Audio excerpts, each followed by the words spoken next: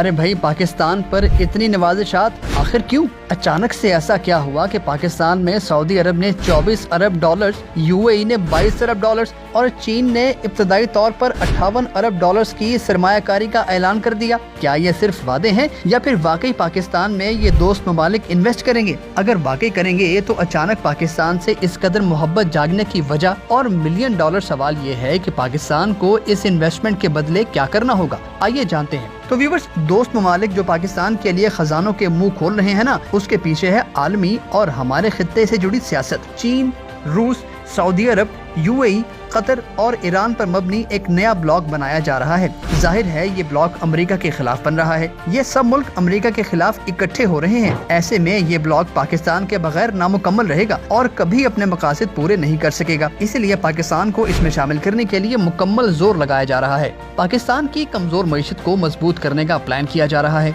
पाकिस्तान भी इसी ब्लॉक का हिस्सा बनना चाहता है, मगर यकदम खारजा पॉलिसी का रुख अमेरिका से हटाकर उस ब्लॉक तक मोड़ देना आसान नहीं। मगर ये उसूली तौर पर तय कर लिया गया है कि पाकिस्तान अब इस ब्लॉक का हिस्सा जरूर बनेगा। इसलिए इस ब्लॉक के तमाम ममालिक में से वाहिद पाकिस्तान है जिसे सबसे ज्यादा नुकसान पहुंचा सकता है अमेरिका। IMF ने जो हमारा हाल किया है ये सब अमेरिका की आशीर्वाद पर ही तो किया है। अगर हमारी मईशत यूं ही लूली लंगड़ी रही तो हमें नए ब्लॉक में जाने का सिर्फ और सिर्फ नुकसान होगा, और तो और इस नए ब्लॉक को भी कमजोर मईशत के हामिल पाकिस्तान का कोई फायदा नहीं होगा। इसलिए अगर इस खित्ते में सबसे अहम मुल्क पाकिस्तान को साथ मिलाना है तो इसकी मईशत को मजबूत बनाना होगा। तभी तो CPEC दोबारा शुरू हो रहा है। चीन ने 58 अरब डॉलर्स के गवादर ता काशगर रेलवे ट्रैक मंसूबे का ऐलान कर दिया है। कतर भी अरबों डॉलर्स की सरमायाकारी करेगा पाकिस्तान में। इस वक्त पाकिस्तान की मईशत का कुल हुजूम है तकरीबन 378 अरब डॉलर्स और इसे 3 गुना बढ़ाकर 1000 अरब करने का मंसूबा बना लिया है पाकिस्तान के दोस्त ममालिक ने। यूं जब पाकिस्तान मजबूत होगा तो ये नया ब्लॉक भी मजबूत हो जाएगा और इस खित्ते से हो जाएगी अमेरिका की छुट्टी।